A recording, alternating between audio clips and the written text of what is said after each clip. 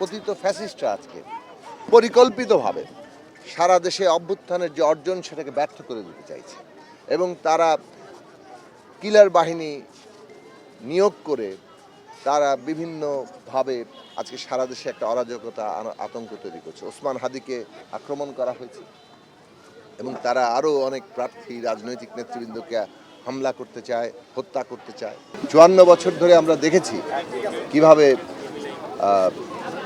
এই যে মুক্তিযুদ্ধের যে ঘোষিত প্রতিশ্রুতি নাগরিকদের জন্য সাম্য, মানবিক মর্যাদা, সামাজিক ন্যায় বিচার প্রতিষ্ঠা করা, তার বিপরীতে হাঁটতে দেখেছি বাংলাদেশে। এই দেশের শাসন ব্যবস্থা জনগণের অধিকার কেড়ে নিয়েছে, জনগণের জীবন কেড়ে নিয়েছে এবং ক্ষমতা গদি টিকিয়ে রাখার জন্য আমরা দেখেছি কিভাবে সরকারগুলো এবং বিশেষভাবে বিগত ফ্যাসিস্ট আওয়ামী লীগ সরকার তারা একটা ভয়ঙ্কর ত্রাসের রাজত্ব কায়েম করেছিল, গুম খুন থেকে শুরু করে সমস্তভাবে। ২৪-এর গণ অভ্যুত্থান হয়েছে, আবারও হাজারো মানুষ প্রাণ দিয়েছেন, তরুণরা প্রাণ দিয়েছেন। ৭১ সালের ওই যে নাগরিকদের জন্য সাম্য, মানবিক মর্যাদা, সামাজিক ন্যায় বিচার, সেই ঘোষিত প্রতিশ্রুতি প্রতিষ্ঠা করার বৈষম্যহীন বাংলাদেশ আসলে ওই আকাঙ্ক্ষাকেই ধারণ করে। মানুষের ভোটের অধিকার, গণতন্ত্রের জন্য লড়াই, এই সব কিছু আসলে ওই আকাঙ্ক্ষা প্রতিষ্ঠা করার জন্য এবং সেই দিকেই বাংলাদেশকে নিয়ে যেতে হবে।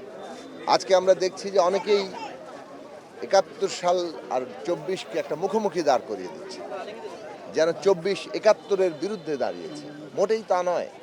২৪-এর গণ অভ্যুত্থানের যে আকাঙ্ক্ষা সেটা ৭১ সালের আকাঙ্ক্ষারই ধারাবাহিকতা এবং যারা ২৪-কে ৭১-এর বিরুদ্ধে দাঁড় করাতে চাইছে তারা আসলে বাংলাদেশে এই গণ অভ্যুত্থানের চেতনা, গণ অভ্যুত্থানের আকাঙ্ক্ষার বাইরে চলে যেতে চাইছে, তাদের নিজস্ব রাজনৈতিক এজেন্ডা সামনে নিয়ে আসছে। এইটা বাংলাদেশের মানুষ গ্রহণ করবে না।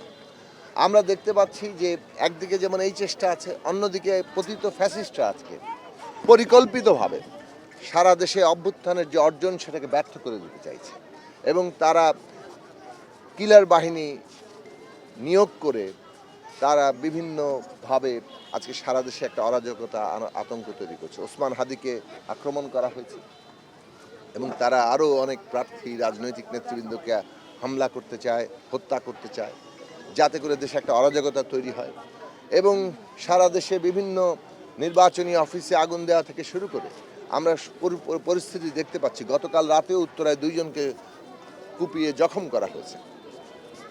এই সব কিছু হচ্ছে দেশে অভ্যুত্থানের যে অর্জন, গণতান্ত্রিক যে উত্তরণের প্রক্রিয়া, বিচার, সংস্কার, নির্বাচন, এইটাকে ব্যাহত করার জন্য। আওয়ামী লীগ একদিকে, পতিত ফ্যাসিস্টরা একদিকে চেষ্টা করছে, অন্যদিকে কোনো পক্ষ মহলের এজেন্ডা হয়ে দাঁড়িয়েছে নির্বাচনকে পিছিয়ে দেওয়ার। অথচ জনগণের যে আকাঙ্ক্ষা সংস্কার, সেটা বাস্তবায়ন করতে গেলে নির্বাচন এখন অপরিহার্য। ফলে আমরা জনগণের কাছে আহ্বান জানাই, বিচার, সংস্কার, নির্বাচন এইটা হচ্ছে বাংলাদেশে এই মুহূর্তে গণতান্ত্রিক উত্তরণের জন্য অপরিহার্য এবং এইটাই বাংলাদেশের এখন প্রধান জাতীয় স্বার্থ। এর বিরুদ্ধে যারা দাঁড়াবে তারা বাংলাদেশের বিরুদ্ধে দাঁড়াবে।